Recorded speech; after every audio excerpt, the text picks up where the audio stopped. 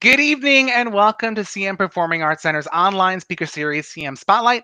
I'm Tim Pappalardo. Thank you so much for being here with me this evening. So, last week we had the opportunity to chat with the Pink Ladies. I'm looking for the poster here. Of course, it's not here. Anyway, so we had the opportunity to chat with the Pink Ladies from CM's original production of Grease. If you missed that talk or you missed any of the other interviews that we've done, you can visit cmpac.com/events, CM-spotlight, and you can watch all of them there as many times as you like. I've definitely watched them after the interviews and have been enjoying the content.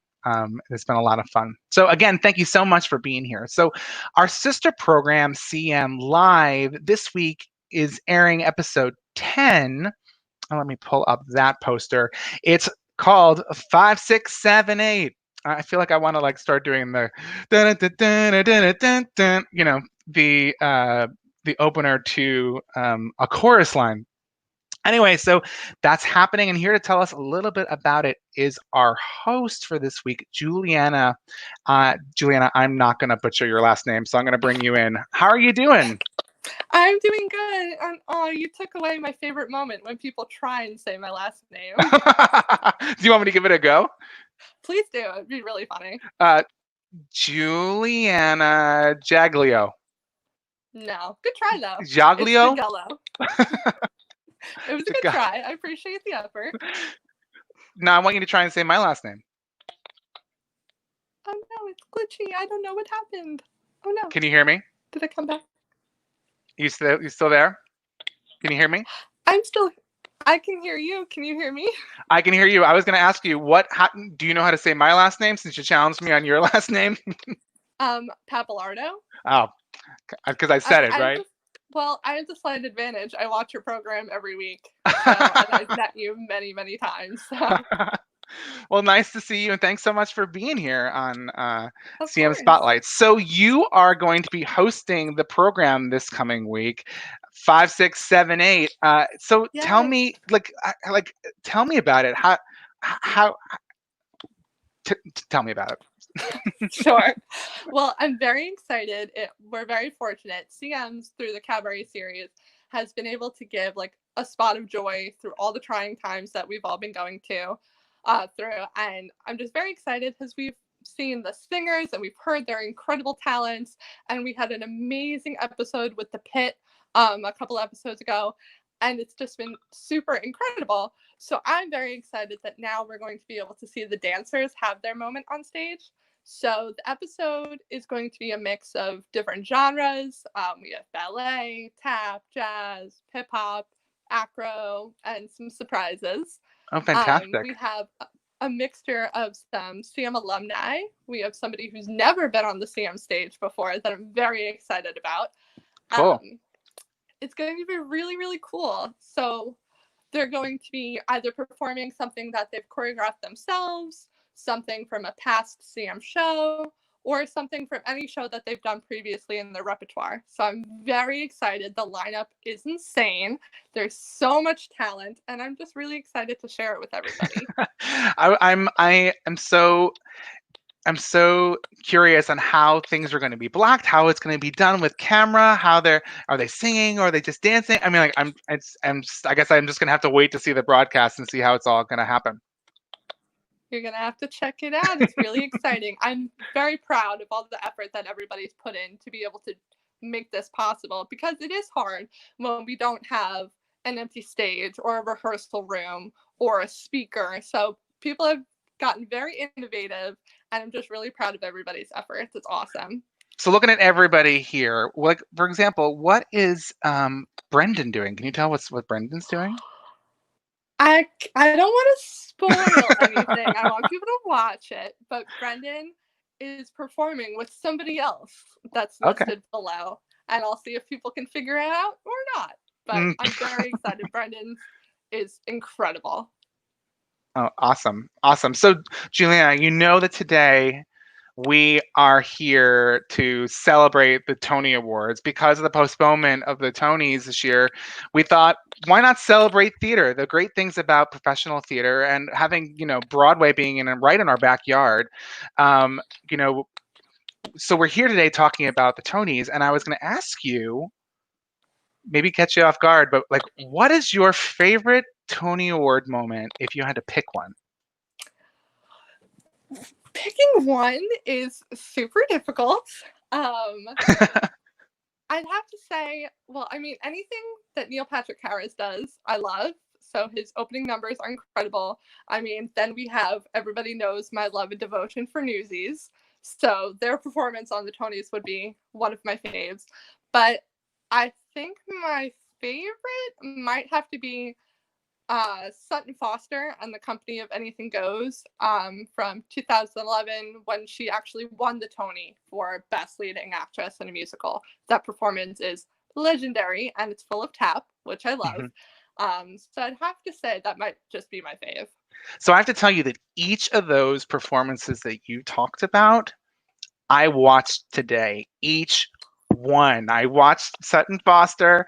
I watched, I mean, like, it's just incredible. Like, literally each of the ones you just talked about. And we are going to be seeing on this program, we are going to watch the Newsies program piece from the Tony Awards.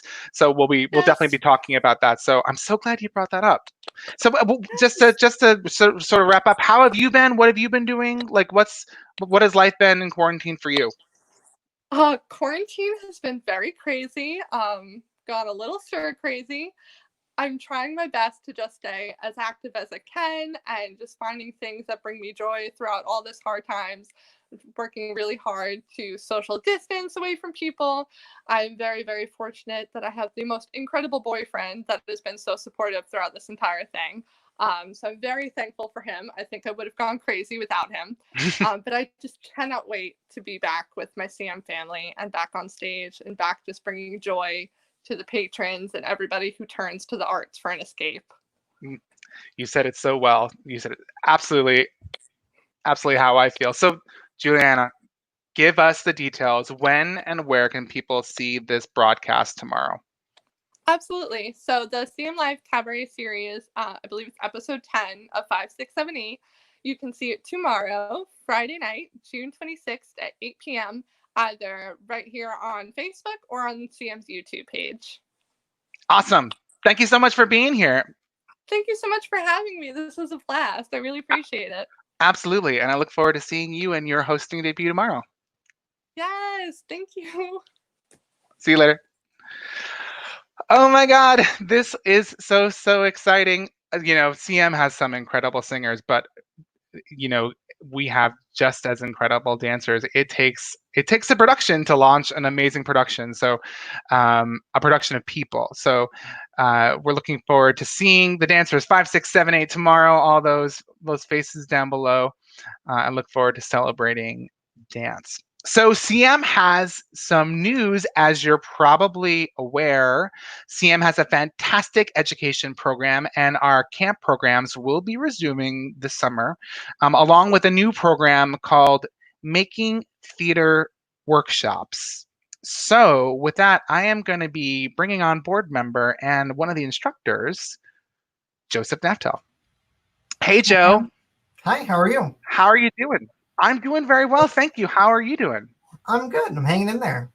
Yeah, it's been a crazy time. Joe, we sit on the board together, and because we're in the middle of this pandemic, we've gotten to see a lot of each other's faces over the past couple of weeks, and it's been so great. And if anyone doesn't know, Joe recently joined CM's board within the past year, and we're just so excited, Joe, that you are with us. So yes. So quite a time to join. it's a great time to learn the ropes about being a board member. So Joe, thanks for joining the program. And so I asked Juliana this question before we jump right into the summer camps and what's going on at CM. So, but what is your favorite Tony Award moment? For me, my favorite part of the Tony Awards actually doesn't even happen during the broadcast. It's, of course, the best lighting design for plays and musicals, acceptance speeches. And those actually happen during the commercial breaks, so I get to go and watch them on my phone on YouTube as they're happening. But that'd be my favorite part, of course. We'll be watching a video tonight where Bette Midler makes a comment about Natasha Katz. So we'll definitely be talking about lighting designers as well. So Joe, going back to the summer camp and the summer program. So I'm on CM's website, cmpac.com. You can go up to here where education and click on classes and camps, and we come to the main page, and here is that program, Making Theater Workshops. So can you tell me a little bit about it?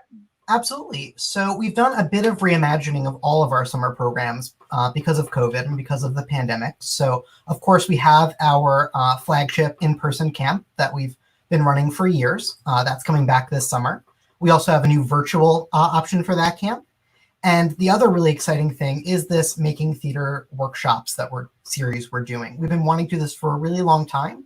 And it's this great sort of augment to our performance classes, giving people a behind the scenes look into playwriting, into choreography, into costume and lighting design, into audition skills, into creating your own show, all the things that happen off the stage to make theater happen on the stage.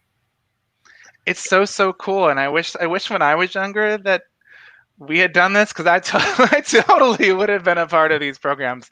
I love everything about theater, and to be able to learn from people who have been working in the industry is totally cool. So I'm so happy that we're doing that. And if people are interested also in the standard programs, all that information is listed on the website as well. So we will have things going on in the theater. It's going to be different this summer, but all those details are on the website, and people can definitely check those things out. Absolutely. So Joe, thank you so much for being here. Thanks for sharing the program. Thanks for being one of the instructors. Thanks for sharing the Tony Awards, specifics, and look forward to seeing you hopefully soon. See you soon, Tim. Cool. Bye. Okay. So, Joe, thank you guys for being here. I'm sitting in a different location in my house today. I have a full lighting setup in front of me, and then like a thing behind me, and it's like and my camera's not working right today. It's very dark. It's very interesting. So you can only control so much, right? So as you've heard from me before, CM is fundraising at this time. And we have been consistently fundraising. It's one of the things that we need to do.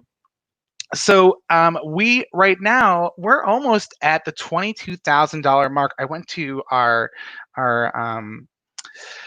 site, our GoFundMe page, and saw today that we were literally maybe like $300 off of the $22,000 mark, and we're slowly on our way. Our goal is to get up to about 50,000. So for anybody who has donated, thank you so much. And for people who are considering donating, please consider donating today. So you can do that by visiting this link, which is cmpac.com/donate, and it'll bring you to the GoFundMe page, and we thank you in advance. So I wanted to take a moment to talk about an incredibly talented Long Island theater performer and a supporter of CM, a staple performer at Bayway, the amazing Gary Scott Malenko, who passed away this week. He was a wonderful man, was loved by so many, and will be sorely missed. Some of the original guests who were going to be here this evening, Michael Buscemi, Emily Nadler, Ryan Nolan, we're all really close friends with him, and unfortunately won't be joining the broadcast tonight, but I wanted to send them all the love during this difficult time. And Gary, please rest in peace. He was an amazing man that brought a lot of smile and joy to a lot of people, especially people here on Long Island. So with that, we're going to get this spotlight underway. And we're going to be talking about the Tony Awards today. And people have said that basically the Tony Awards is like, the gay man's Super Bowl. I mean, if you've Steven, one of the guests who's on today, I could see him laughing in the camera. I mean, it's so important. I love theater, and for me, it's so important. And the Tonys. So I thought I would talk a little bit about the Tony Awards, and basically to give a little bit of a history. So the reason I came up with this program concept, the Tony Awards had just postponed, and I, like many, was just so disappointed because of so many reasons. It's it, the Tonys holds a special place in my heart. I've had the opportunity, and I've been very blessed to be a part of the production team and the talent flow team since 2001. So I've literally only missed 2 years since then. So I was just thinking back today, I have been to 16 Tony Awards, sitting live in the audience. And it's been an incredible experience to be a part of it. And I enjoy returning each year. And I've met so many incredible people, and also people from the Broadway community. So since we're talking the Tonys, I thought that I would give everybody a little bit of history about the Tony Awards. So the American Theater Wing's Tony Awards got started in 1947 when the Wing established an awards program to celebrate excellence in theater. It's named after Antoinette Perry, an actress, director, producer, and a dynamic wartime leader of the American Theater Wing who had recently passed away, and the Tony Awards made their official debut at a dinner at the Brand Ballroom at the Waldorf Astoria in New York on Easter Sunday, April 6th. So it was a black tie event. I mean, look, here's the program from that. April 6th, 1946, Waldorf Astoria, the Tony Awards, and that's where that came from. So in attendance that night for performers, Mickey Rooney, Herb Schreiner, Ethel Waters, David Wayne, and they gave out 11 Tony Awards that year. But it's not the Tony Award that we all know. So for the men, if you won an award, you received a money clip. If you were a woman, you received, I think it's a bracelet. So the Broadway community absolutely embraced the Tony Awards from the beginning. And while the ceremony early years were smaller than it was today, it was basically an annual dinner with about 1,000 people that attended the first time. And once people got wind of it, it got so popular that they raised the ticket price from $7 to $10. So in 1967, the Wing invited the Broadway League, then known as League of Theaters, New York Theaters, to co-present the Tony Awards in 1967. And it was the inaugural broadcast on network television. On local television. It wasn't network television. It didn't go to network television, which we see on CBS, until 1978. And the broadcast has been on there since. So the Tony Awards also celebrated a milestone in 1997 when the award ceremony moved from Broadway, because it always had performed in Broadway House. At one point it had performed at the Shubert Theater. It was one of the largest theaters in the theater district. But then in 1997 moved away from the Broadway Theater for the first time in literally 3 decades. So from 1997 to 2010, it took place at Radio City Music Hall. And then since 2011, the ceremony has sometimes been at Radio City and the Beacon Theater in Manhattan's Upper West Side. And I know the reason why is because they had booked in Cirque du Soleil in 2011, and they couldn't get out of the contract. And the only way that Cirque du Soleil could stay in the venue was if the Tony Awards moved, because it was literally the only event that was the conflict. So they moved the production up to the Beacon Theater. And what you saw that year was when the Tony Awards made a major shift, because it went from being gigantic sets on Radio City to being a lot of video projection on the back wall. So you looked, and what was the real cool thing was that it looked very similar to the past Tony Awards. But because they didn't have to have all those sets, it changed the way that the Tony Awards was produced and viewed on television, and people couldn't tell the difference. So rather than building all those incredible sets, they used, video screens for back walls, side walls, and it made the same effect, and people had no idea, no difference. So let me see what else I can share with you. So Radio City, I've worked at Radio City for the past since 2001, and it is the most coolest venue possible. So I thought what we'd also talk about real quickly, and then I'm going to bring on all the guests here, is this statue, the award. So during the first 2 Tony Awards, we actually just talked about it. Men got a gold money clip, and the women, they got a compact. So that's what it was. It was a compact. So, this award didn't start until 1949, when the designers of the United Scenic Artists sponsored a contest for a suitable model for the award.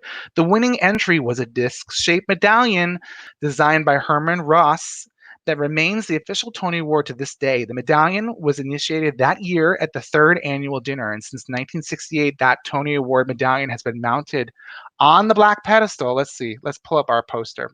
It's not there. Of course not. So it's the award, and it's the base on the bottom. Each award is numbered for tracking purposes. So the number of the award the front of the award depicts the mask of comedy and tragedy, and the reverse is the engraving with the winner's name, the award category, the production, and the year. So that is my history lesson. Celebrating excellence in theater. 1947 is when it all began. So tonight we will be discussing amazing Tony moments, and joining me on the panel this evening, please welcome my guests. Steven, I'm going to butcher your last name. I am Steven, say your last name. Incammicia. I wouldn't have gotten it right. Steven Incammicia, Dina Morgan, and John Rivera. Hi, guys. Hi, guys. Hi. Thank you guys so much for being here, and thank you for letting me get through that very long-winded opener. It's very educational. We need to learn our history, you know. Listen, I after reading all this information, it was just incredible to see the history. So, like, I didn't share this one. The Internet Parry, this is the original ticket. And I talked about the $7 price, but then going up to 10, and showing people who won awards: Diana Carroll, Robert Morse, Margaret Leighton, and Paul Scottfield at the 1962 Tonys. I showed before, Julie Andrews performed at the 1991 Tonys. It's just like the history and the people, I think that we all grew up, associating those names with these classic musicals. It was just the history is so important. And I will tell you guys that if you're interested in learning any more about the history, the American Theater Wing and the Broadway League have a combined website, the Tony Awards website, and in there is the history of it, and it talks about a lot of the things that I shared earlier today. So awesome. Guys, thank you so much for being here. How have you all been handling the pandemic and things that are going on in our world? Taking it day by day, right? Like everybody else, trying to get out for walks and wearing masks and remotely trying to go to the store when we can. But, that's really it. Where are you? You look like you have a beautiful sunset to look at. So I'm in Astoria, Queens, so it's kind of beautiful when the sun sets through the window here. But I'm trying to get the lighting quite right. But yeah. It's good. It looks great, and you look great. Thank you, John. What about you? How's? I know you and I spoke a couple of weeks. Like, was it a couple of weeks ago or a couple of months ago? It feels like yesterday. It seems like years ago, but it seems like yesterday as well. I'm good. I'm across the river here in Jersey, and set up in Toys R Us over here, and just riding it out. I'm looking for one of those things that are this small. Do you have? This one, it has a beard on it. No, we don't have any. What are all those toys there? First of all, I'll have you know, so they're not toys. Sorry, I don't mean to interrupt. I'm just curious.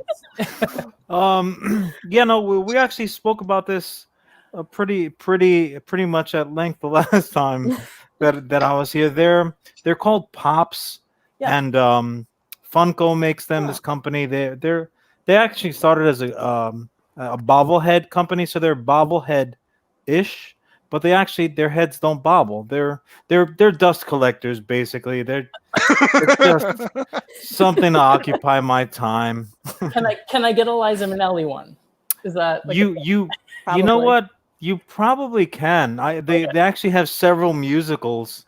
I know they had the Grease sing along to replace the Tony performance for this year, and I know for a fact they have Grease Pops.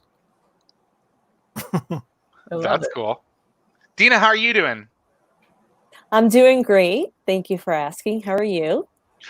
I'm living the dream, staying busy, being involved with CM, bringing content each week. This is our, I think this is the 12th episode, and so literally, if you think about it, I've been doing 12 weeks of programming here. So I've been really, really good. I'm looking also at the comments. Elise Arpino is ragging on me here. She's saying, "Come on down, Tim," which is basically a rag associating me with the announcer from the Price is Right. Thanks, Elise. And Mark Assay, he just commented the Liza Pop. That would be amazing to have a Liza Minnelli. Michael Buscemi and I have a really great Liza Minnelli story. So we were both at the Tony Awards. We were standing outside. So the way that the Tonys works, everybody, is that the Tony Awards has a daytime rehearsal. They load in the audience from like 8 to 9 o'clock, and then the entire show comes to rehearse from 9 to 1 o'clock, basically getting ready for the broadcast. So that all the performers come, and the presenters come, and they are getting ready to go, basically do the intros and go through the flow of the show, right? So they do that. So at the end, 1 o'clock, between 1 o'clock and red carpet, which we'll talk about in a moment. All the actors go back. They get ready. The productions, because it's on a Sunday. All the Broadway shows have to go and perform during the day, and then they come back and they're ready to do, perform for the Tony Awards and for the live broadcast. So, but at the end of 1 o'clock, so everybody's leaving now the building. And once you're done with your portion, once you're done with your interview, or you're done with giving, if you're presenting, sorry, that's the word, it's a presenter. If you're a presenter, you're done. And then you basically can go back to your hotel or dress room, depending upon if you live in the city or whatever, and get ready. So Michael Buscemi and I are standing outside of Radio City, and we are literally standing there at the front doors, the beautiful awning, Radio City, and Liza Minnelli walks out the front door. It is literally me and Michael Buscemi and my partner Paul, and Liza comes up to us, and we are standing under the awning of Radio City. She comes out the door and she's like, "Excuse me, do you know where the entrance to Radio City is?" That was a terrible Liza impression. I'm going to say that right now. I haven't done Liza in a very long time. So Liza Minnelli came out. We literally standing under the awning of Radio City, and she's like, "Excuse me, where's the door to get into Radio City?" And Michael Buscemi is like, "Hi, Liza. You just came out the door of Radio City." No. She's like, "I want to go into Radio City." And he's like, "Yes, you just came out. Do you want to go back in? We can bring you back." What year was that? That was, I think it was 2011. She wasn't performing. Oh my God, Mark Assay, you're calling me out for the worst. Can anyone do a Liza Minnelli impression here?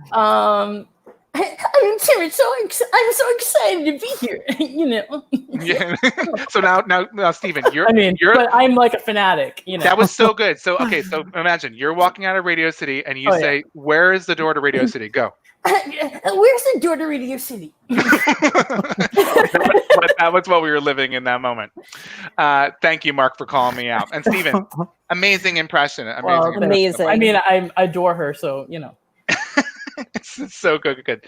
So tonight we have all done a little bit of prep work here.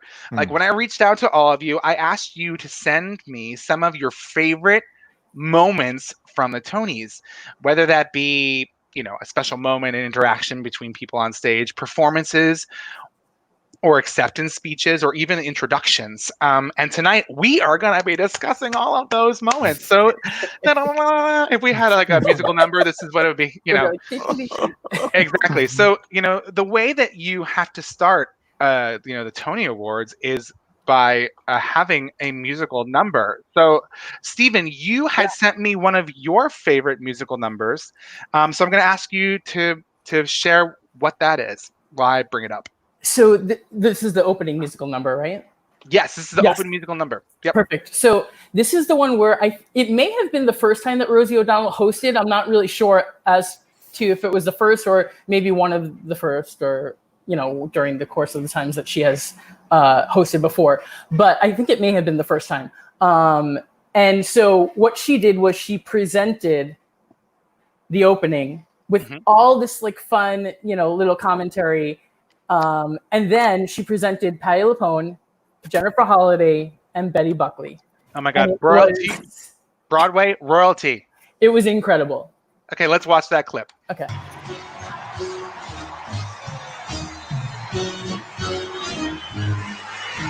I'm back. The thing that actors all adore is simply the toning. But there's one thing that I want more than winning a Tony. I want to be a diva. I wish there was some way I could learn. You see, I try to sing like Patti Lupone, but I sound like Rhoda Morgenstern. Some say I'll never have my dream. I say that's baloney. Someday I'll be in diva bliss. 'Cause I keep hoping by and by, if I raise my arms up high, I could sound like this.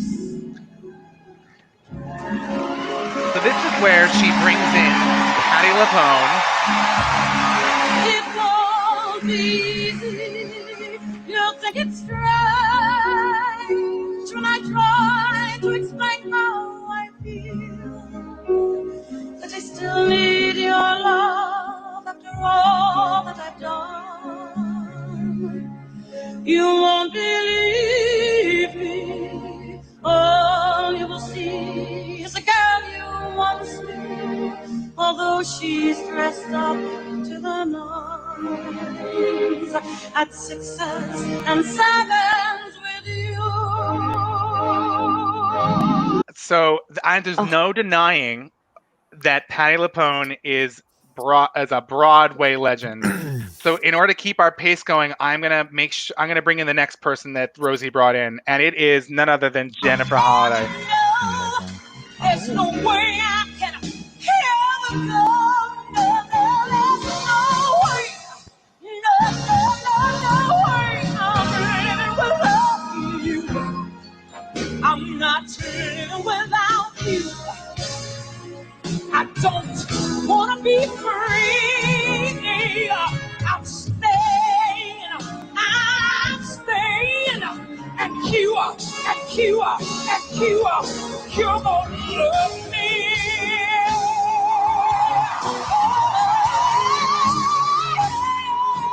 You're gonna love me. You can't stop this moment. Yes.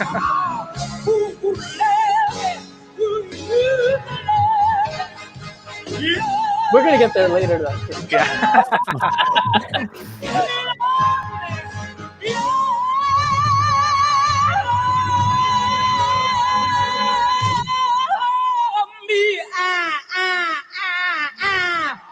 You're gonna love me.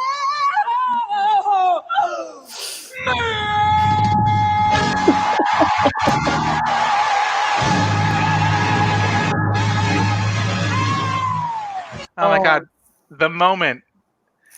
It's like you sit there with chills. It's incredible. And like, It's unbelievable. before you play the next one, like she had to hold on to that railing because of the fact that is turning on a loop. And Patti, I don't know how she was able to just like stay in like a stance that just, you could see her middle being like as she was singing the beginning. And here is Jennifer Holliday like holding on and grasping for dear life before she starts. So like that makes amazing. So, and the last person from this is Betty Buckley, and of course she is singing what she is known for, her memory. In the limelight, the withered the leaves collect at my feet, and the wind begins to moan. Burnt out eggs, the smoky days, the stale cold smell of morning. The street lamp dies, another night is over, another day is dawning. Here she goes. Touch me, it's a alone with the memory of my days in the song. Amazing. And this was the opening to the 1998 Tony Awards. I mean, this is a way to kick off the show with 3 powerful powerhouse women. So Tony Awards entrances and starts of the program are so important because it totally kicks off like the feel of the show for what that year is going to be, and you know how the hosts are going to be, you know, and how that's all going to play into the success of the show. So one of my favorite hosts and one of the favorite openings that I remember seeing was with Whoopi Goldberg. She's one of my favorite hosts because she's so real and funny. And one of her openings, that I'm going to show now, is she was playing multiple characters. So her bit on the Tonys is that has all these known characters. She just came out as like Sebastian from The Lion King, and now she's about to come out, which you'll see here. And her jokes, spot on.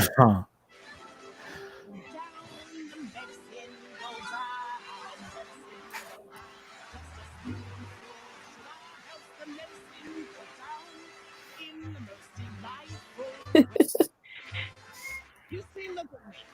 Dreams can come true. Anything can happen on Broadway, honey. Be Mary Poppins. Watch this.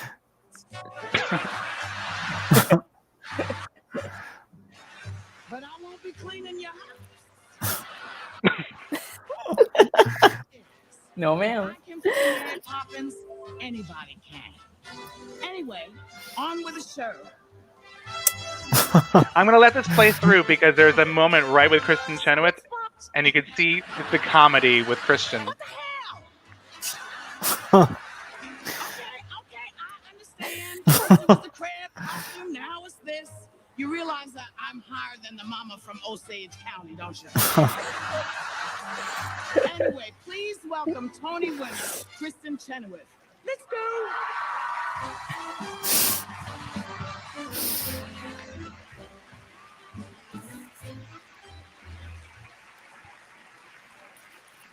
Accepting the Tony for Best Performance by a Featured Actress in a Musical is a thrill that defies gravity. She's absolutely adorable. Met her too at the Tonys.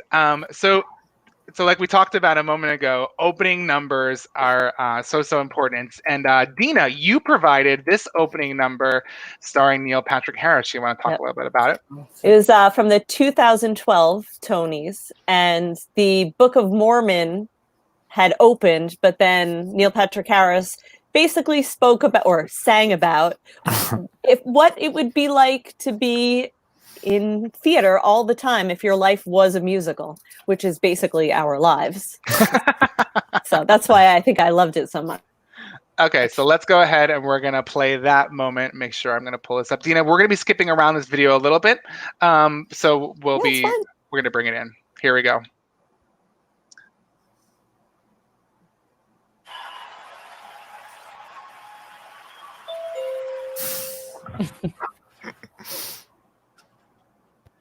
Hello, my name is Elder Price, and I would like to share with you the most amazing book. He's like, sorry. Hello, my name is Elder Grant, It's a book about America a long, long time ago. It has so many awesome parts. You simply won't believe how much this book can change your life. Hello, my name is Elder Green. I would like to share with you this book of Jesus Christ. Hello, my name is Elder Young. Hello, did you know that Jesus lived here in the USA? You can read all about it now. Hello, in this sneaky book. It goes on. So we hear the whole opening number.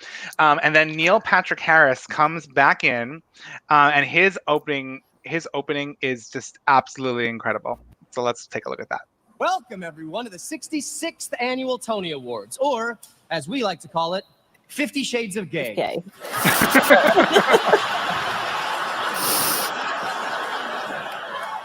I had to. Honestly, though, theater's the best, isn't it? You get to go. Yes, you come to places like this. You go and you sit in the dark for 2 hours, and you just escape. Instead of thinking about your own childhood problems, you watch a childhood fairy tale come to life before your eyes. Instead of stressing about your own relationships, you watch two people from different parts of the world fall in love and make beautiful music together. Instead of worrying about the news of today, you hear about the news of yesterday, delivered by overly attractive, hyper-acrobatic 35-year-old, 15-year-olds. What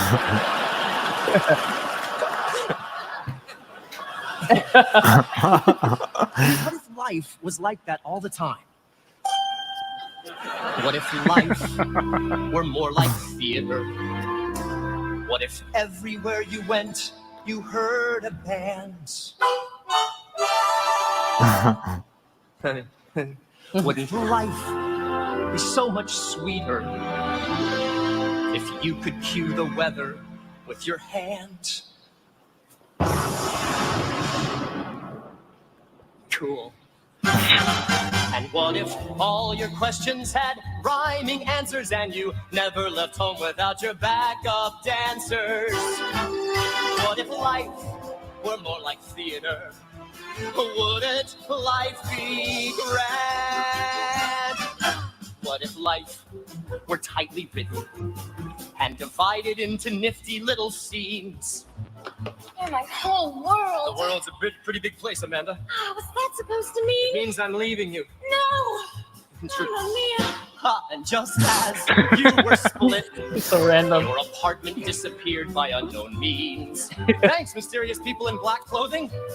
And what if no one thought that there was something strange about a magical 7-second costume change? And then, apropos of nothing, there were crazy dance routines.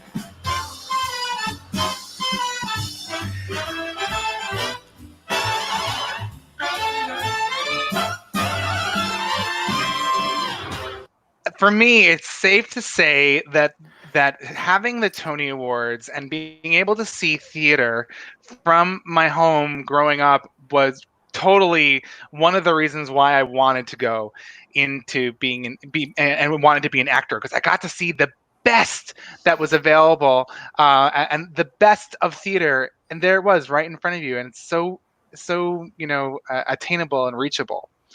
So when watching these videos and for you guys watching these fantastic numbers, what goes through your heads? The desire, yeah. Oh, I'm sorry. Go ahead. No. I was gonna say. I mean, this was Dina's her opening. For me, especially the openings are kind of special because they talk about they reference not just the nominees, but kind of like what's going on. It's like a timestamp, so to speak. We were talking about a little bit off air, going back and watching some of the past years Tonys. You're reminded not just of, oh, this show was running at that time, this revival happened, we got to meet this person or that person, but what was happening in the world in general. So it's really is a time capsule for everything. Absolutely. Exactly. Dina? What was your question? So you submitted this Tony Award piece. What was it that you loved about it? That this is what we do. This is when we're on stage. It's just that feeling of, the camaraderie and how we're just always backstage. We have, the men in black, the mysterious men in black, because I've done stage crew in the past, and the costume changes, and it's just, this is what we lived. I mean, and I miss theater. I'm sure everyone misses theater right now. Yeah. But this was my favorite opening by far. In any of, I've only started watching in like the early 90s, but only started watching. I keep forgetting how old I am. Steven, what were you gonna say? Well, I have to say, like, as a little kid that was really into musical theater and went to school for that and was pursuing that for a time, the Tony Awards was, like we said earlier, was the Oscars for a little boy like me on Long Island. You got to see these shows that you didn't have a chance to actually go into the city sometimes to pay for a ticket to go see. So for me, it was the opportunity to get a chance to do that. It was the Tony Awards and it was the Thanksgiving Day Parade, the little snippet in the beginning. But what I love about Neil Patrick Harris is that he is a theater lover, just like we are, right? And you could feel that energy and you can understand that excitement for him being able to host. And maybe this was his first time, I'm not sure. But you could see that in his energy and in his love for it, and in the collaboration probably with the people that were writing and the people that were collaborating on jokes and this and that. You can just feel that, and you don't see that all the time with the host, and it's something that we enjoy every time he hosts because of that. True. Yeah. So we're gonna move right into talking about performances. So you guys all sent me some really incredible performances. We saw this performance that I'm about to play in the video with Rosie, with Jennifer Holliday. But now we're gonna see her in the 1982 Tony Award performance of her saying, "And I'm telling you from Dreamgirls." And let's play that clip.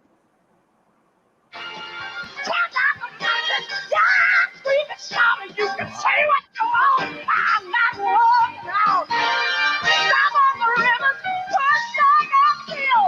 I'm not gonna leave it. There's no way I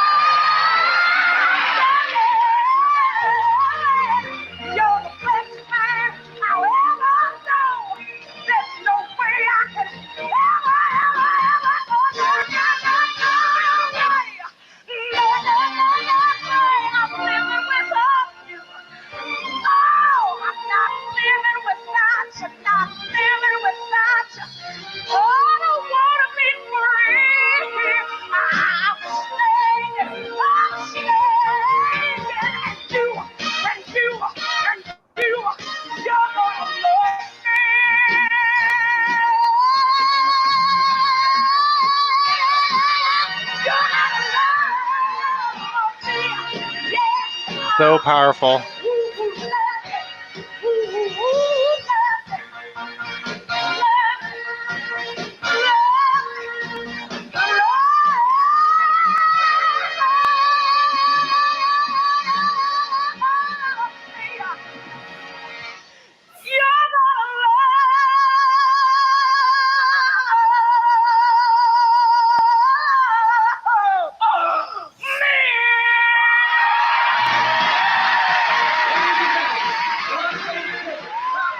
Oh Don't you almost expect like furniture to start flying off stage from like the power of her voice?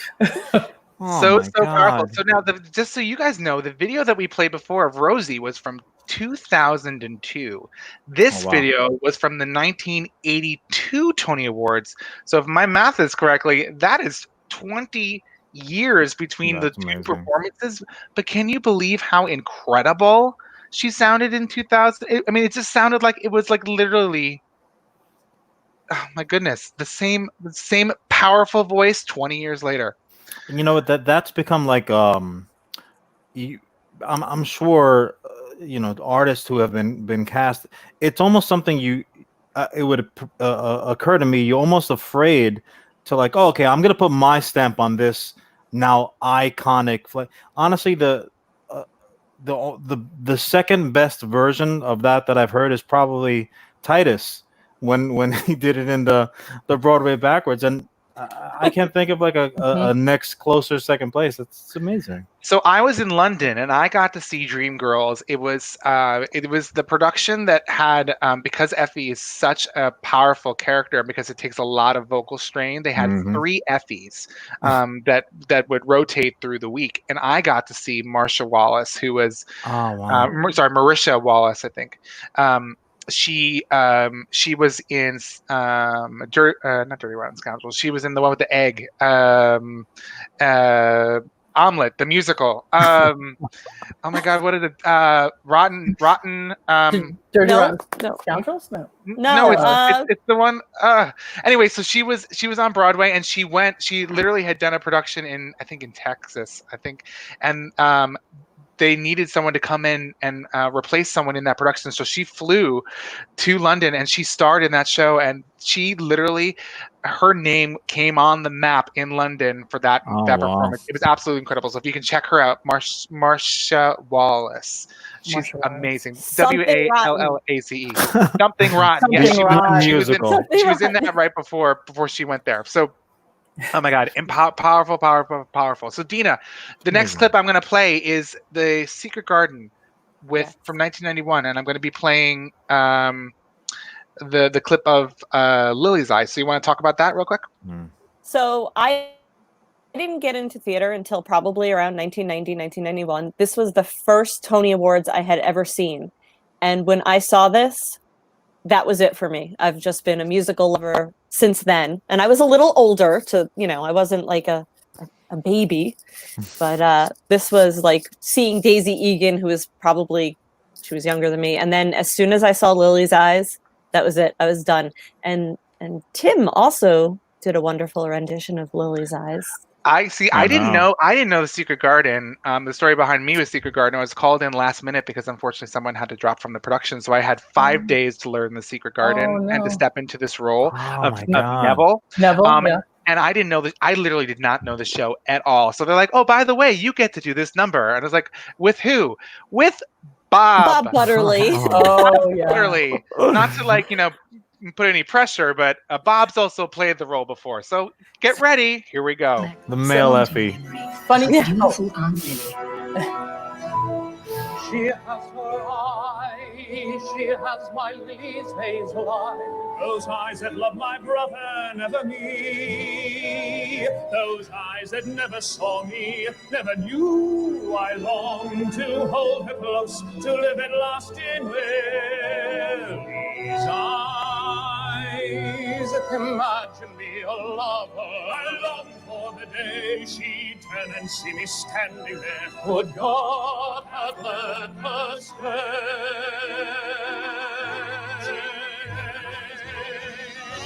She had my Lily's hazel eyes, those eyes that saw me happy long ago. How can I now forget that once I had to be in love, alive and whole, in Lily's eyes, in Lily's eyes.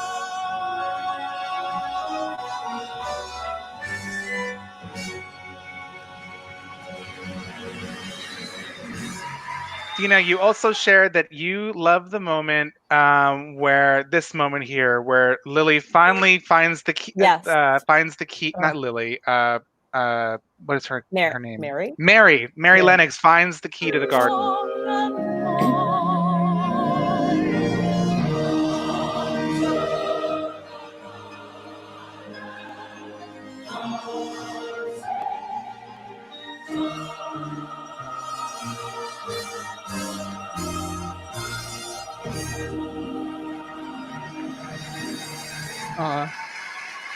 That's so sweet. It's such a great show. Can I tell you a funny story?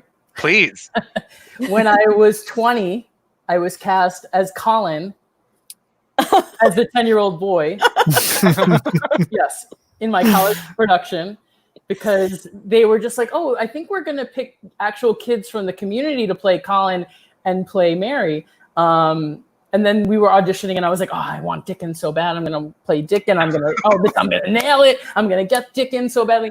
And then all of a sudden, the director's like, can you come back tomorrow and read all these scenes for Colin? And I was like, I was so angry. I was so angry. But, actually in the end, I was like, oh, it was kind of amazing. Like a last chance kind of thing to play a 10-year-old boy on stage. But I thought I aged out. I thought I aged out. No, I didn't. I have to say, so I got to perform with Bob Butterly this song. So, and I renowned him as one of the most incredible actors that I have seen anywhere. And to be literally standing next to him like that number was, and to be singing with him, it only makes you want to perform better and to be at the top of your game. And for me, honestly, that was a very important moment for me, because I was like, oh my God, I'm singing with the best. Oh my God. Yeah. Bob Butterly right here. It's Bob Butterly. Oh my God. So Mark Ossay just said, Broadway is the heart and soul of New York, and CM is the heart and soul of Oakdale. There has been so many incredible moments on CM stage, and I'm gonna be. We show the video about Dreamgirls, and I did not know about Dreamgirls until I went to Noel Ruiz's house, and he had a giant poster of Dreamgirls. I was introduced to Dreamgirls because of the work that I did with CM, and I think, Noel was so on top of everything that was coming out at that time, and wanted to produce and to bring theater that wasn't accessible. And let's be honest, Broadway is incredibly expensive. It's hard to be able to get a ticket to see everything. So the fact that we have theaters like CM that are able to produce high-level quality productions, in regards to like Broadway quality productions right in our backyard, to be able to see productions like Dreamgirls, to the Once on This Island that we wouldn't be able to see, that we're bringing to the community. So, Mark, thank you for saying that. Do you guys feel that way about CM? Oh my 100%. God. Yes. I came to CM at the most amazing time in my life, because I was just coming out of the closet. And what a better place to have been embraced than CM. I came to do Children of Eden there. It was my first production ever there. That was your first show? No, not ever. But my first production at CM. And I came in wanting this role of Abel. I wanted like this minor character role, but I knew I was new to the theater. But I went in and I knew the part, and I was like, I'm perfect for this. I know I want this. I'm just like, I felt that role. And in the end, I got the role. And I was brand new to the theater, and it was so exciting. And I mean, Children of Eden, I think, goes down in history with many people, but I was there for just 1 year, actually, for the year of 2000. But I did back-to-back shows before I went to college, and I just remember it so fondly. Stephen, were you lost in the wilderness? I was. I was totally lost in the wilderness. We talked last week about how that the God platform got that name at the theater. Oh my God. I just remember, because there was a moment where Abel is running into God, and it was like such an amazing moment on stage. I can't even tell you that. It was like, it's powerful. So moving right along, guys, Stephen, you sent me this video of Fantasia from The Color Purple. Tell me a little bit about this. Okay, so I did not have a chance to see LaChanze in the original production. So when I was able to go see The Color Purple, it was with Fantasia. And I remember I was in the back row of the orchestra. So kind of further back, you can't really see everything, but you're kind of close enough. And I just remember feeling all of the intensity and the emotion So when she was asked to come and sing this on, I think it was the following year after LaChanze had already won, it was kind of a big deal because not many people have the chance to come as like somebody that comes in after the fact and not the original cast member to do a version of the song that is so well known. But you'll kind of see why she was asked to come back because first of all, she was a big name. And second of all, it's unlike anything I've ever seen on television either because of the fact that it's just guttural. And I think that she embodies what this character is. So I remember seeing this at in the rehearsal, and I was like, I'm going to say it. Oh my fucking God. Oh my God. This is going to blow people away. And she gave the same performance at the rehearsal as she did here. And we're going to jump in a minute and 25 in, but you'll see.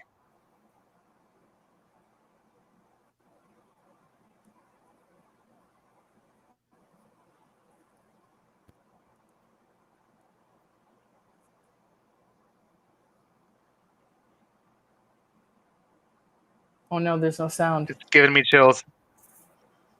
Only you can hear it, Tim. I think you can hear Tim, it. stop being so selfish and let us hear it. Yeah. Oh, I don't think you can hear us. This is how enthralled. Oh my God. You can't hear it? Okay, No, let's try again. no. I was like sitting here, I'm like, she sounds so good. It's like, it's so Well, like powerful. your face was really like, transmitting how beautiful it was. So we got the feeling. We can feel it through you. All right, let's My try face it was like, I mean, my forehead normally doesn't move because of the Botox, but it shouldn't be moving right now. miss Let's try it Botox. again. Don't we all? All right, so here we go. Let's try it again, and we're all going to experience it together. Now can you hear it?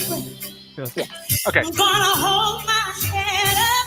I'm gonna put my shoulders back and look you straight in the eye. I'm gonna flirt with somebody when they walk by. I'm gonna sing out, sing.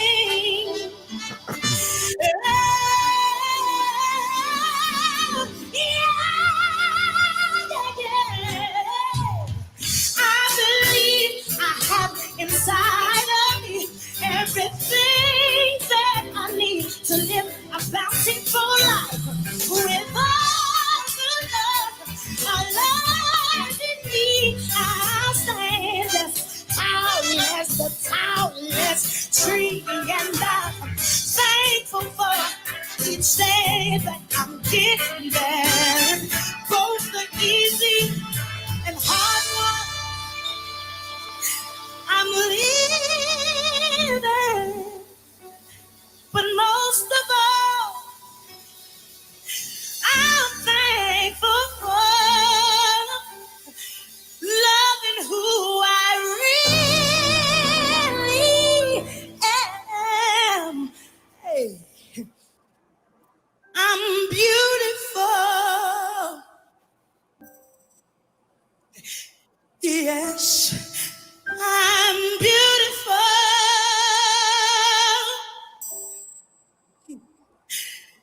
And I'm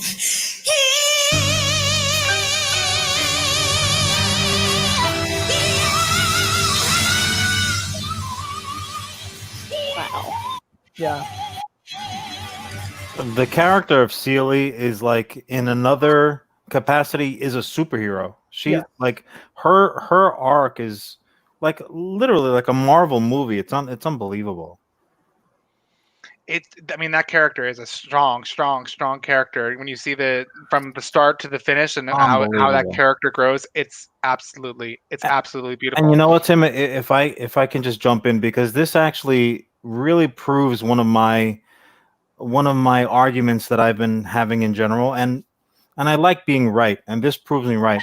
I've been saying for a long time that there should be a Tony for replacements. So as everybody knows, Tonys only really go to the first, to the person who originated the role, even in revivals. Yeah. But I've always felt, especially to recognize a show can be on Broadway and have a tremendously long run, but it's like after that first year, after Tony season, they're like yesterday's, yesterday's dinner. I've always felt that if they had a Tony, and it could be one of those rare instances where you're totally justifiable. It doesn't have to be a question of male or female. Doesn't have to be a question of leading character or supporting character. Blah blah blah blah blah. You can have a collection of talent of amazing performers who are the second, third, fifth, 50th person to portray a role, but have done such an amazing job that they now have Tony recognition. I think it would be such a big deal. Also, it would take whatever shine off of not originating a role for bigger names. Sometimes you'll hear that this particular person or that particular person who you can imagine as being really wonderful in a role, not doing it because, well, it's been done before. You know, if you could potentially have Tony recognition after the fact, maybe that would change. I'll give that idea for free. I don't even need money. It's fine. Well, you reach out to the Tony idea. Awards and to the American Theater Wing, and you let them know. There's You're there every year, Tim. I'm counting on you to get this across. So, do you guys know that there actually is a replacement that has won a Tony Award? So what happened was that the actor, apparently the person who originated the role, had to leave, and someone stepped into the role. They got nominated and they won. Amazing. So it's all in the same year. But if you want to look that up, again, that is on the Tony Awards history website, and that's part of Tony Trivia. So you can look it up there. Nice. So further proves my point. Thank you, Tim. Exactly. So funny thing is, Steven, that because you brought up Fantasia, and I actually, when I was looking at Tony Award moments, I was looking at the same character but played by Cynthia Erivo. So here is her and the cast of The Color Purple. Take a deep Singing the same song. Gonna hold my head up, gonna put my shoulders back and look you straight in the eye. I'm gonna flirt with somebody when they won't run. I'm gonna sing out, sing out.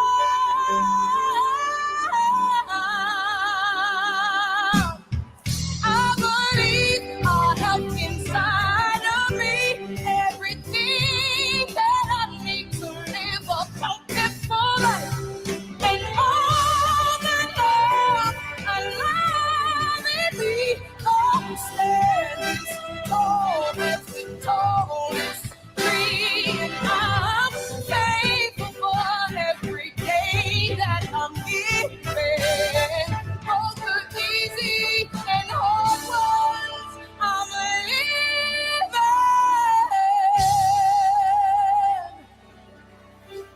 But most of all, I'm thankful for loving who I really am. I'm beautiful. Yes, I'm beautiful. And I'm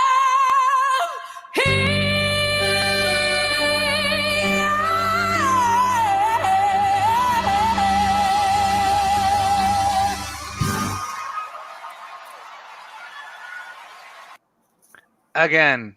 I love Speak her. I mean, come on. It's ridiculous. I mean, you have Fantasia's a very raw talent, and then you have, the quintessential actress version of what's going on there, She's unbelievable. and the chops, Yeah, I saw this. I saw this on. I was lucky enough to see this on Broadway, and The Color Purple would not be my typical fare. It's like that wouldn't be the first book that I picked up, but sometimes it's one of those things, or it wouldn't be the first musical that I would choose. But sometimes things like this make you almost question yourself. You're like, well, idiot, this is like one of the best books I've ever read. And then you see it on stage, and you're like, oh, great! It's also one of the best musicals I've ever seen, and here's one of the best performances I've ever seen. So that, being proved wrong against, well, nobody was hurling accusations at me except for myself, but sometimes proving yourself wrong is a really wonderful feeling. That, look, what a performance that was! Just ridiculous. I remember seeing a video of her at Marie's Crisis singing The Last 5 Years, and I would have died. Oh yeah. Had I been there, seeing her come in double. and singing The Last 5 Years. Do you know what song it was? She sang, "You Know What's Great About Me Still and hurting, You." isn't it? No. We can do better. We can do better. We can do better. We can do better than that. And then, the story behind that, from my understanding, is that she did that at Marie's Crisis, and then Jason Robert Brown got wind of that and saw the video. And I don't know if that has a reasoning. I'm not sure. But remember, she did a performance at City Center of The Last 5 Years with Jason Robert Brown playing at the piano. I mean, amazing. Like, incredible performance. And I couldn't get a ticket. I wanted to go so bad. I am a Cynthia Erivo fan. But so, John, let's move right along to the next performance, which is In the Heights, the Tony Award performance. Tell us about it. Well, you know what? I'm almost loath to admit it, but this was also one of those situations. I didn't know Lin-Manuel Miranda from Adam. Hearing the subject matter was intriguing, just like hearing that the show was coming. But I was not, and again, it's an admission, so don't hold it against me, and it won't hold up in court. I personally couldn't. It's not that I was anti. I just couldn't wrap my mind around the style of music that now I was going to be presented with. In my head, I said, well, that's what the radio is for, and I like hip hop, I like R&B. I like salsa and merengue. I'm pretty well rounded musically, but my head was having that kind of inner conversation of saying, well, this is not necessarily the space where you go to get that type of entertainment. What ultimately turned me around was, again, kind of abusive, but hey, stupid.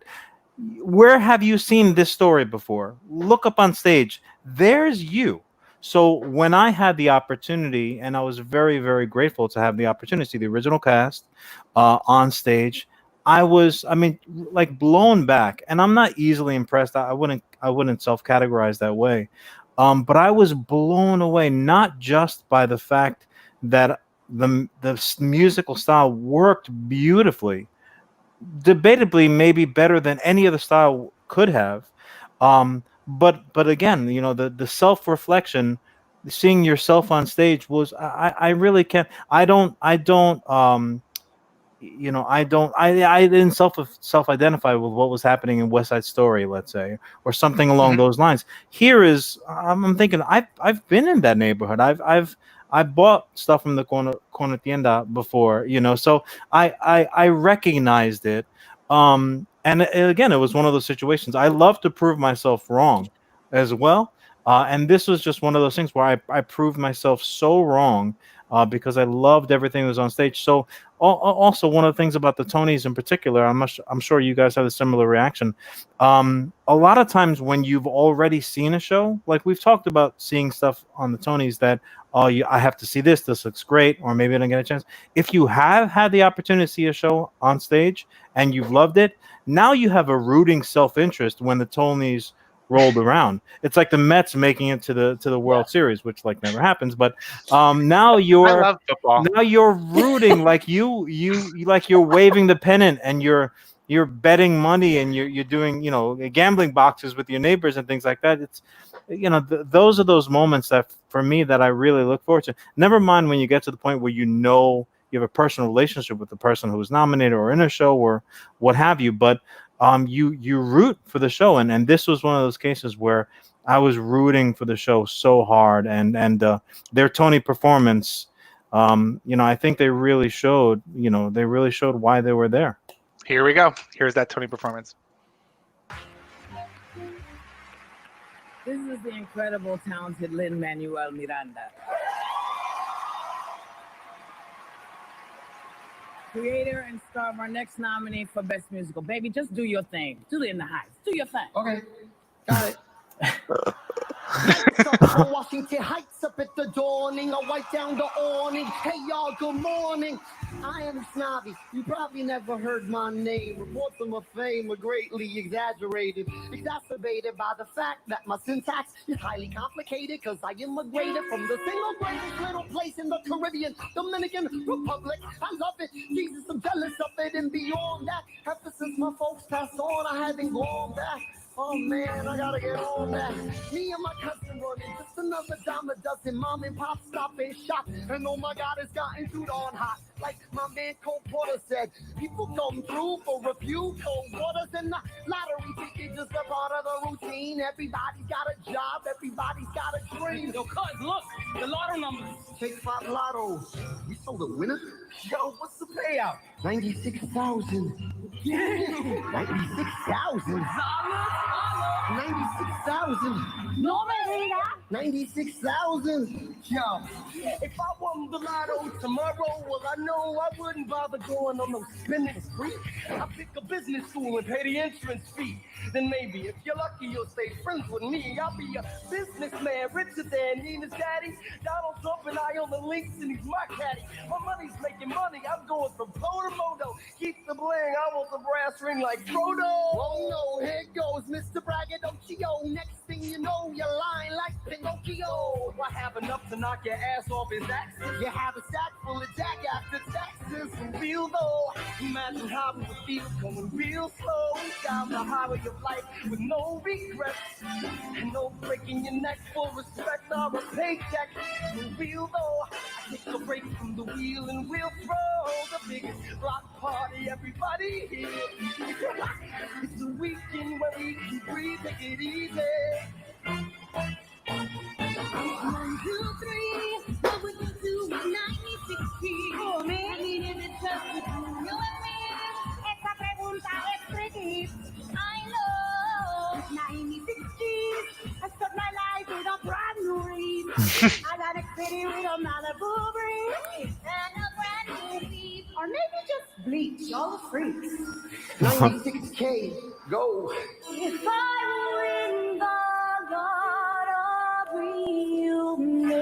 I think it's safe to say that this show changed the way that people perceived Broadway and perceived the way that people expected a Broadway show to be, for a Broadway show to sound, to see characters that we haven't seen before. So John, thank you so much for sharing that. Is there, I'm trying to remember the performance. Is there, is the major end to it? Let me just, the number, here it is.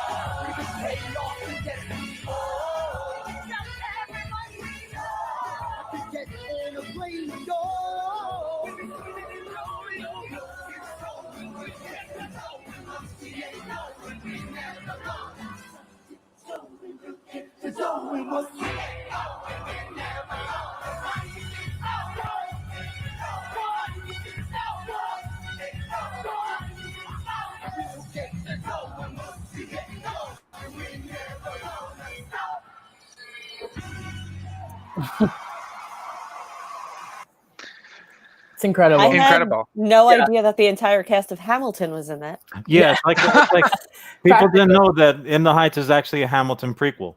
Yes. Yeah, apparently. What I love about it is that there's so many different genres of music that he incorporates into this specific show. You know, it's incredible. It's so different than anything else. You know. And it's appropriate because of the subject matter. I mean, that's the definition of a melting pot. You know, these are neighborhoods where you know, from a block to block, block to block stretch, you're hearing 10, a dozen different languages, and it's beautiful. You know, it really is. Like, that's, to me, that's the strength, that's the beauty of our country. It's diversity, and yeah, it was just really put on display right there. I think that's why it was so so well received, especially really coming out of left field. I mean, again, they won me over instantaneously, and clearly I'm rarely wrong. CM did produce this show, and it was a fantastic production. Really and was. someone from the audience here is saying, I feel that CM's best show was in the Heights. It's because of the handsome devil playing the dad. Will they just let anybody onto this show? What's going on? Is there no vetting process? Holy cow! I love your brother. He's so fantastic. I'm so glad that he's here. It's so good to see his name and to see his face, and that we get to feature him. We got to feature him in the Heights. Oh my God. It was a fantastic production. It really was. So the next thing we have, Steven, you sent me the video to Evita in 1980. You want to set this up? So, I mean, it's Patti Lupone again, of course. But what's miraculous about this is that nobody had ever done these like alien-like sounds before, or to our knowledge, on Broadway. And it's funny. I've met Patti Lupone, and I actually was backstage with her and in her dressing room one time when I was doing drag and doing something, and she invited us in at 54 Below, and she told me, we said, how do you keep your voice so well preserved? And how do you do this? With air conditioning and this and that during the summer months. And she goes, honey, I got vocal cords of steel. She's like, these vocal cords are like leather. And I'm like, oh my God. I'm like, okay, well, I guess I'm not going to get any tips for it. But, she just has it. She just has that gift. And so that's why this is so amazing. And it's just, I love Evita. I think it's Andrew Lloyd Webber's best. So, I'm not a big Andrew Lloyd Webber fan, but I do like Evita. I do like Sunset Boulevard, and probably because of the female leads, but that's for another day. But this is amazing. All the people on stage, the way that the scene goes into these moments and how they intersect and create the story. And how it's all laid out in one song is kind of incredible. So. I was also introduced to Evita through CM. I saw Christina Diorda play Eva Perón, and that's how I was introduced to. Wow. Wasn't Evita. It Christina Di Mosa? We won't talk about that. But let's take a look at this performance.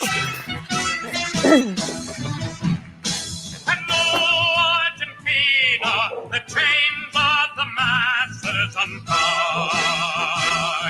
And Argentina, the voice of the people cannot be denied. There is only one man who can lead, and he works as regime. He lives for your problems, he shares your ideals and your dreams. He's about you, but he loves you. Understand you is one of you.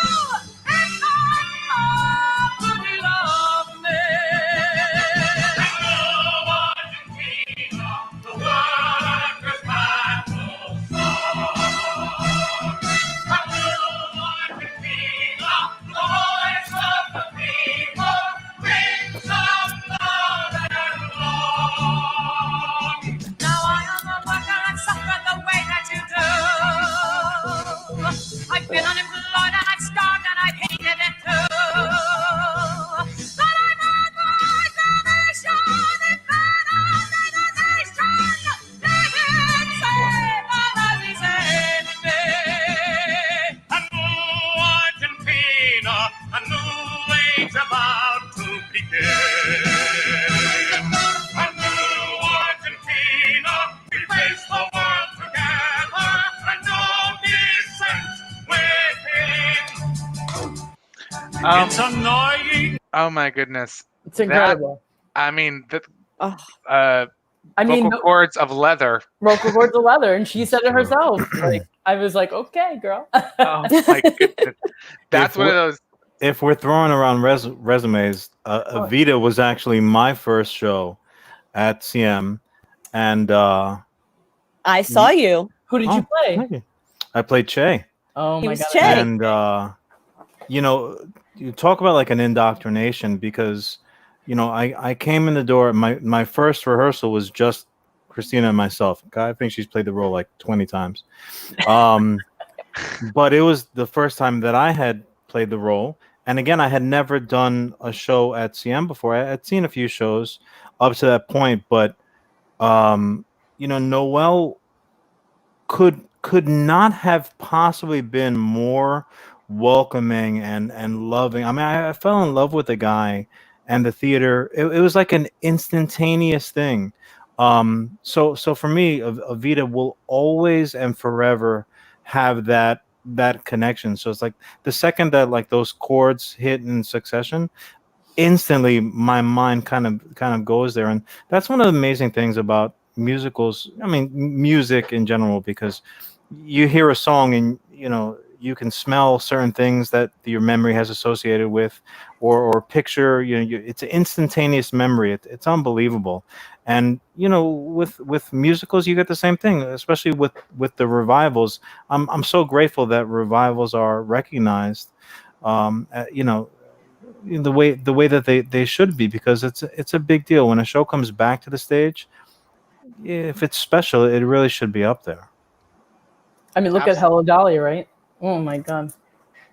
Absolutely. So one of the awards acceptance speeches that I absolutely love. It's with Bette Midler when she won for Best Actress in 2017. We're gonna look at that in a moment, but we'll jump right to that. But I want to share one. And so I was talking. So my neighbors are actors, and we were all talking about like fantastic Tony moments, and I did not know about this Tony moment. So. The one I'm going to share right now is Shoeless Joe from Damn Yankees. It is from, let me see, 1992. And there's one female actress on the stage. Watch her. The men are great, but just watch what they do with her. Here we go.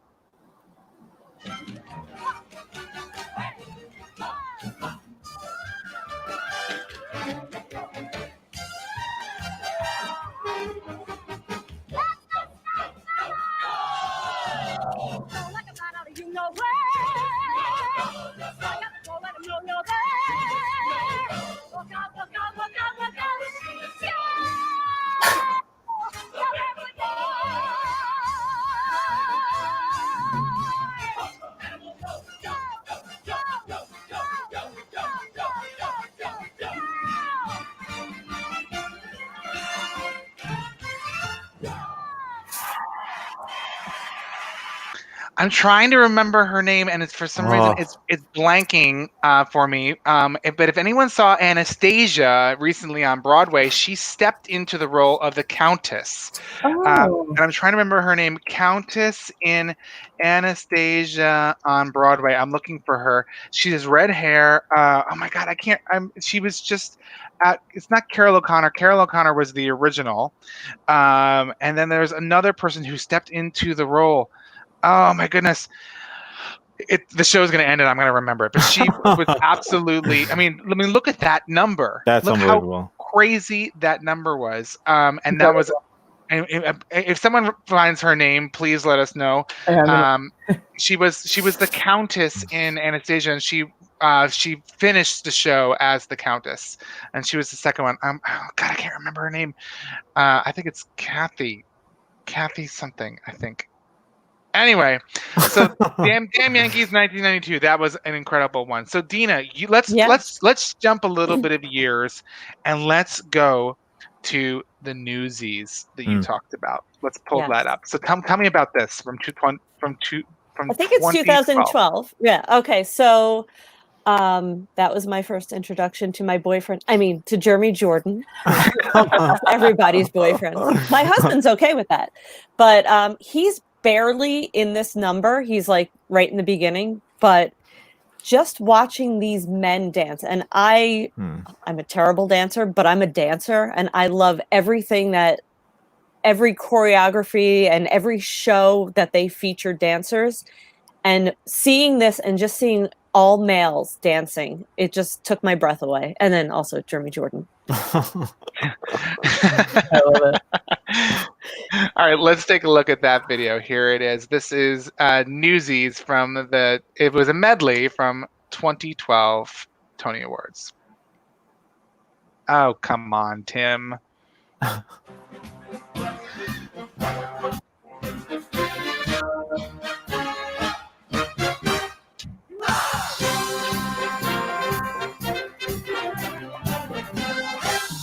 God.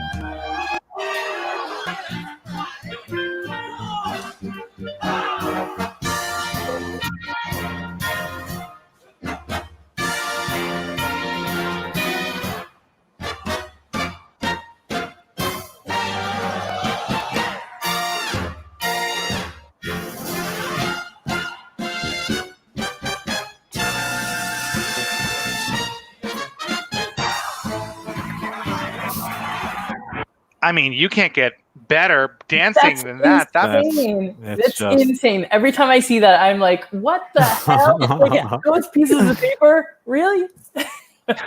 Oh my God. How, and they like are sharing the paper and then they're passing it to each other. I can't. Incredible dancing. And that's, I mean, you're looking at that as like, I want to dance like that. I want to be in a show that's going to push me to dance that incredibly well. And it just seemed like you looked across the stage and everyone. Is that what you think, Tim? Because I think I will never, ever be able to do anything even remotely like that. So I would love to see you do those aerial things with the legs. Yeah. I would pay to see that, John. If one of my legs was on fire, maybe you'd get like an attempt to put it out. So, John, you talked about Avenue Q and their performance from 2011. Why don't you share about why you shared that one? Well, again, I mean, in a similar department of, I just would never in a million years have thought of this being, you know, like what your, I got a little fuzzy, sorry about that. Being a stage, you know, like what I'm gonna sit there, you know, spend $200 and sit there for 2 hours and watch puppets. You got to be kidding me! But this performance, I have to believe, it kind of falls in that category of you see a you know, a musical number or a scene or what have you on the Tony Awards. Never mind the fact that it's nominated, because sometimes something will be nominated. I'm like, nah, there's no chance. But you see it, and the next, even before the applaud has hit, you start kind of thinking about, okay, well, I mean, not this weekend, but maybe next weekend I could score some tickets. This is the type of number that for me sold me. You know, like I was that first meme. Take my money. Just I was thinking about how I was gonna get a ticket to go see this. You know, just it was like nothing else at that time. Just hilarious. It holds up. 100% holds up now. It's just as good, just as entertaining, just as heartfelt, just as funny, and completely unique. So you know, it's always top of my list. Always. Let's take a look at this performance, and it's starting with Christmas Eve. You think your life sucks?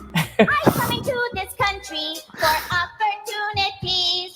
Try to work in Korean, Daddy, but I am Japanese. But with hard work, I earned 2 master's degrees in social work, and now I am therapist. But I have no clients, and I have an unemployed fiance, and we have lots of bills to pay. It sucks to be me. It sucks to be me. I say it sucks, sucks, sucks, sucks,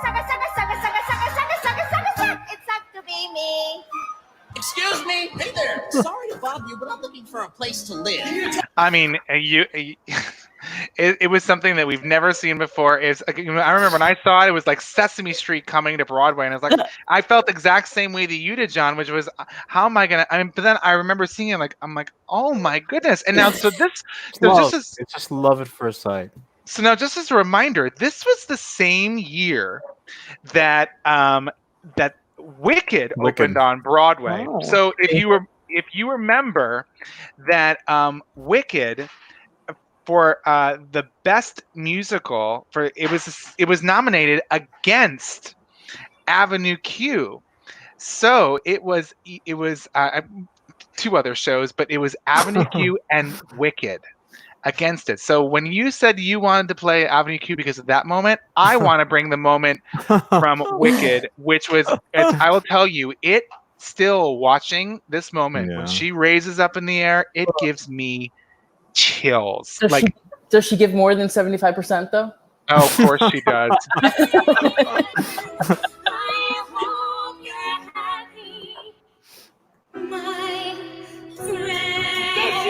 Don't let her get away. When she goes up in the air, it was the first time I saw it, and I was like, oh my, I was in the audience, I'm like the fifth row, and I watched her go up, I'm like, oh my God.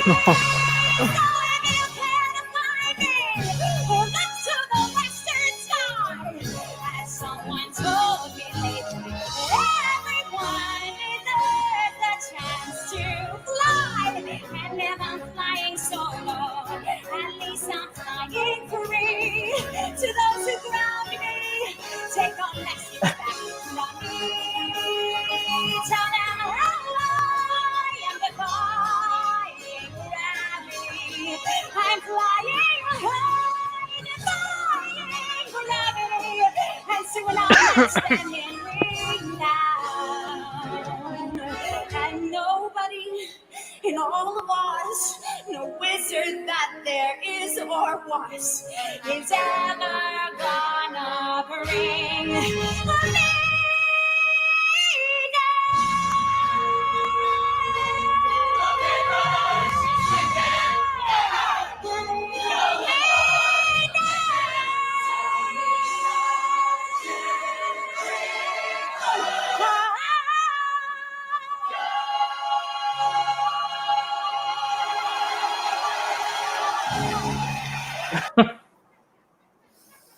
Wow. Oh, we can't hear you, Tim. Then we lost you, buddy. We lost him. So we have a rumor there you are. that Brandon Noble shared, and I don't know if this is the case, Brandon. but I heard that Avenue Q, when they beat Wicked for Best Musical, the Stephen Schwartz stormed out. I don't know that answer. I can't say that answer. You We were love there, Stephen- though. I was there, but I don't remember anything. So I will say that I love Stephen Schwartz. Period. That's all TL shade. Exactly. Tim. Yes, Dina, go ahead. Vicki Lewis.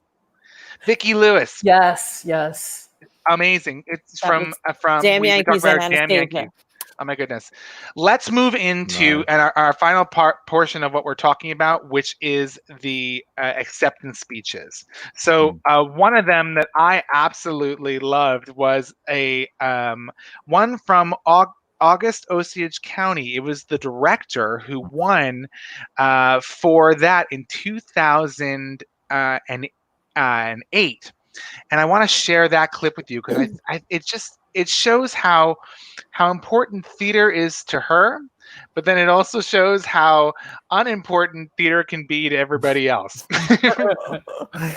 Here we go. Mom, I so wish that you had Dad to share this with tonight. And I would really like to thank my 6 nieces and nephews who mercifully just think of me as Aunt Anna and don't care about any of this. They just don't. I just wanted tickets to Little Mermaid. And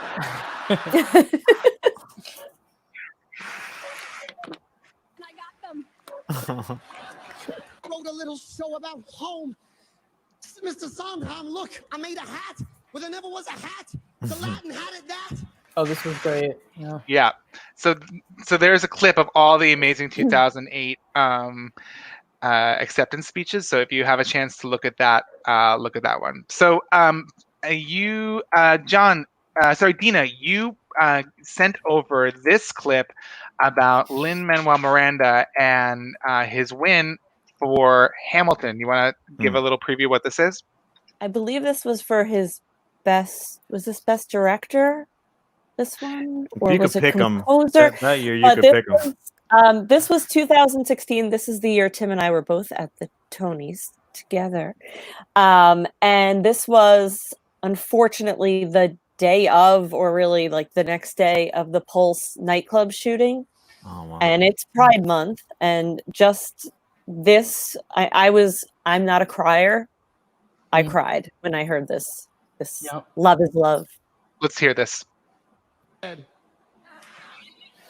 My wife's the reason anything gets done. She nudges me towards promise by degrees. She is a perfect symphony of one. Our son is her most beautiful reprise.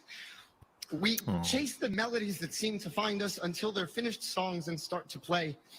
When senseless acts of tragedy remind us that nothing here is promised, not one day. The show is proof that history remembers. We live through times when hate and fear seem stronger. We rise and fall and light from dying embers, remembrances that hope and love last longer. And love is love is love is love is love is love is love is love, cannot be killed or swept aside. I sing Vanessa's symphony, Eliza tells her story. Now fill the world with music, love, and pride. Thank you so much for this. Wow. Incredible moment. And Dina, thank you for reminding of that. And happy Pride Month, everybody. Happy Pride Month, everybody who's watching, and to the panel here. Thank you for sharing that and for sharing that that basis behind why he said what he said. And which is so incredible. Then the next speech that we have, it was from, I shared this earlier. It was from the 2017 Best Actress Award speech by Bette Midler. And we all know this speech because this was the one that just kept going and going and going. It was like a 6-minute speech. I'm going to play a little bit of it because it's one of the funniest things. And I also talked earlier with Joe Naftel about Natasha Katz and the lighting designer. And you're going to hear the joke that Bette Midler says throughout her award. Here we go. I'm so honored to receive this from you all tonight. I really am. I hope I don't cry. I have so many people to thank. I'd like to thank the American Theater Wing to begin with, and all the Tony voters, many of whom I have actually dated. And experiences of my entire life. I'm so grateful for the outpouring of love and affection that have greeted me and this production. It has been absolutely extraordinary. That saying, I can't remember the last time I had so much smoke blown up my ass, but there is more room. So thank you.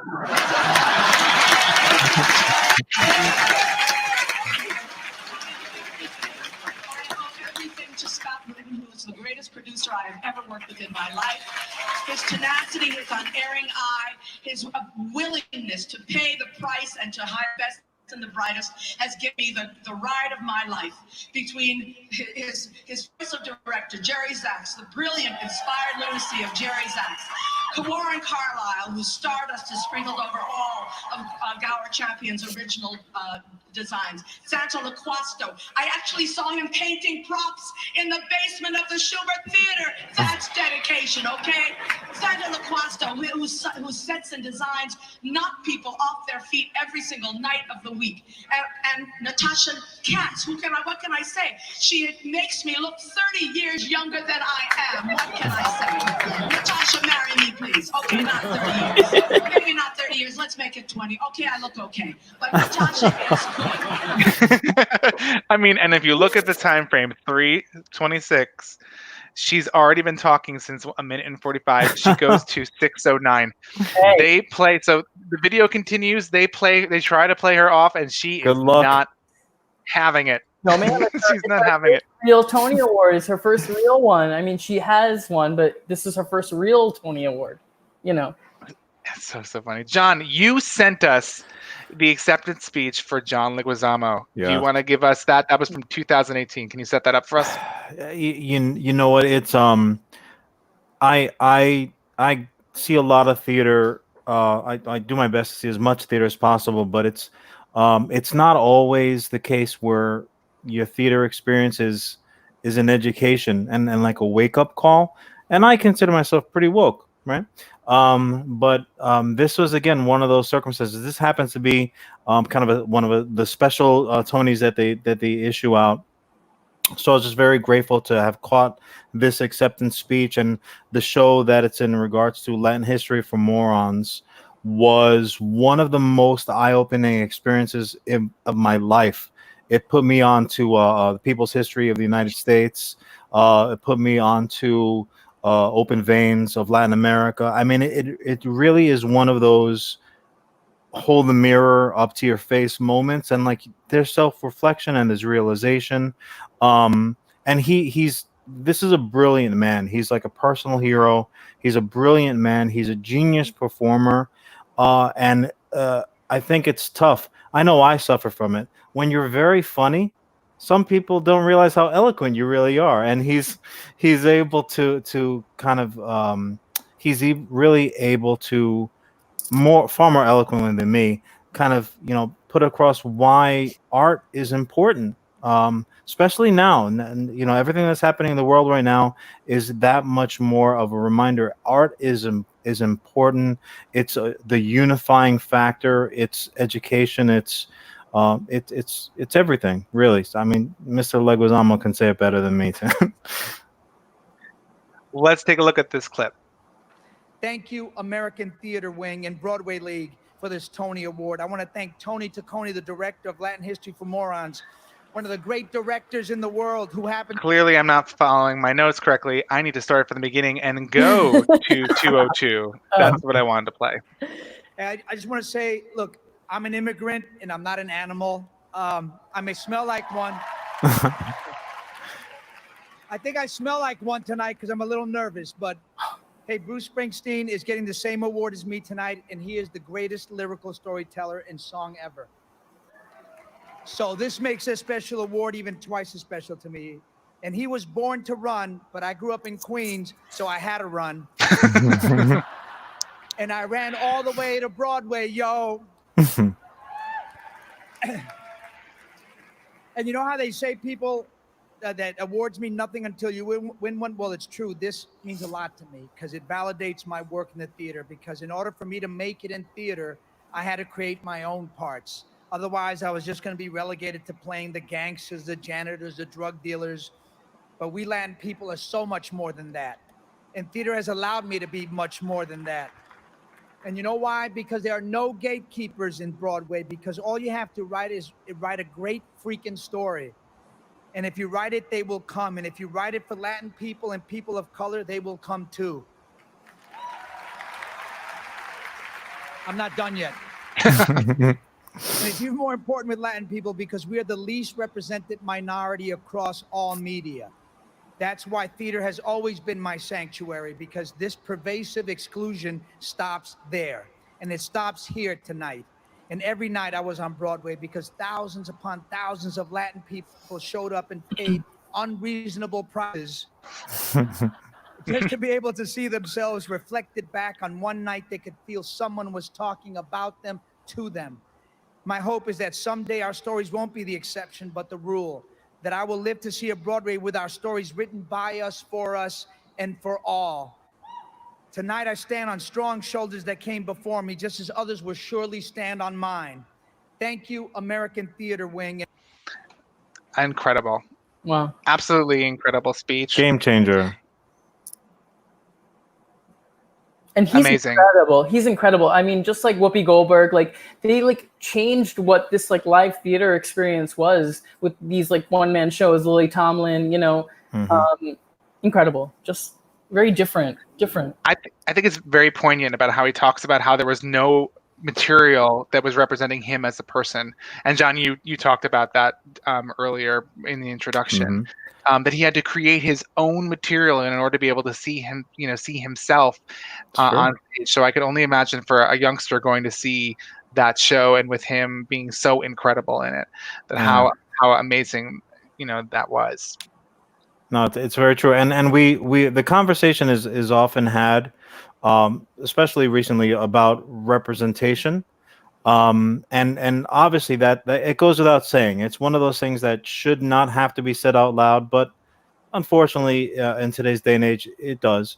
But on the same token, and debatably, maybe even if it's like 1 and 1A, having your story being reflected on stage is equally, if not more important, in my opinion, for whatever it's worth, because it's not just an education for yourself where you're thinking, oh, that's me, that's what mi familia, or that's the people from across the street. Yeah, sure, that's all well and good, but for someone who maybe did not have that experience even remotely, that's also an education for them where they would never have seen it anyplace else.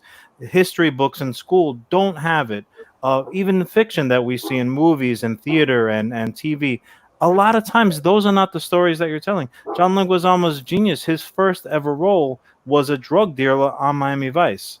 That's like, that's like having, Babe Ruth pitching in Little League. What are we doing? So, again, I don't want to make something seem more important than it is. On the contrary, I think that I'm not making it seem as important as it is. It changes everything. It's literally a game changer, because nothing that comes afterwards is ever the same. I don't think I could say it better than you, John. So I'm going to let you say that. Yeah. And I'm going to jump into, it was one of the interview questions that I was going to ask everybody from the get-go, and how I basically talked about this program. So I'm going to throw this question out to everybody. Hopefully you guys know these actresses, because if not, we're going to be up a creek without a paddle. So with the Tony Awards being postponed, I wanted to bring people to talk about these things, all these topics. And one of the questions I was going to ask is, who do you think is the best Mama Rose from Gypsy? So the list that I put together here is Ethel Merman, Betty Hutton, Angela Lansbury, Tyne Daly, Bette Midler, Bernadette Peters, Imelda Staunton, or Bernadette Peters. And I have my vote, but let's go quickly around, say who yours is and why. So who wants to start? Oof. And we know I can see where Steven is going based upon all the videos he submitted today. No, I think you'll be surprised, actually. Okay, well let's go to you then. Okay, so I was obsessed with the show. I think I saw it when I was in junior high school, and my high school was doing a production of it, and it was just like my jaw dropped. It was just like an amazing production, and it was high school. I was a little kid and I was enthralled. So my mom noticed how excited I was about that production, and we saw the movie with Natalie Wood and Rosalind Russell. And so I had always loved Bette Midler, and so of course, and so hello. I'm gay. No. So when I found out that Bette Midler was doing Gypsy for television, it was so exciting, right? And there was a soundtrack, and I was able to buy the soundtrack and listen to it and do everything. I literally would go in my bedroom, listen to the soundtrack. I would direct the scenes. I would recreate every little moment. And I remember her version of Gypsy, it was solidified in my brain as the best version, right? So to me, Bette Midler is Mama Rose. Going now a little bit further into the future, I saw Patti Lupone. I got to see Patti Lupone at City Center and I got to see her at City Center when it was just being done as a very bare bones production before it had come to Broadway. She had no wig on. It was incredible. It was really incredible. And then I was there the night that she stopped the show. Oh, no way. Saturday night of closing weekend. And I was there at Marco Say, actually. And we were watching this production. And literally during Rose's turn, she stops the show. Stopped it. Just in the middle. And she was like, stop taking pictures. You know, like that whole thing. Oh. And I have my idea as to why she stopped it, because there were like these rumors that she possibly like knew that there were photographers there for that night. But either she didn't realize how the flash was going to affect her performance was like another thing. So I think that it was a lot going on, and I could tell by her performance when it started that it wasn't going to get where she wanted it to go. And so she stopped it and then restarted it. But when I tell you, when she restarted this, it was like going to like places you would never have believed it could go. Oh my God. And she like is for stage, Patti Lupone is my choice, but Bette Midler will always be my Mama Rose. And that kind of where it stands. But you know, it's hard to say because Bette Midler, like it was recorded, you know, it wasn't 8 shows a week, and so Patti Lupone does sit up there for me. But I would love to hear everybody else. You know, what's yours? Mary Ellen Kurtz. Ah, I know it wasn't a choice, but No, she was my Mama Rose. It should have been. I'm looking for her because I remember she played it a couple different places, right? Yeah. Well, she definitely did CM. There she is. And there's I see her here. Picture of. I'm gonna pull her up. A picture of her. She is a fantastic performer. I don't think this is at CM, but I'm gonna pull her up here. There she is in the center. I think that's her two counterparts there. Well, that's so nice that you said her, and we'll make sure that she sees this broadcast. John, what's yours? You know what, I have an interesting history with this show. I've seen this show, no exaggeration, approximately 2,000 times. I had the occasion. The music is like burned into my brain. The first note hits, and I could probably do the whole rest of the show for you. But that being said, as often as I have seen the show, Bernadette Peters for me was.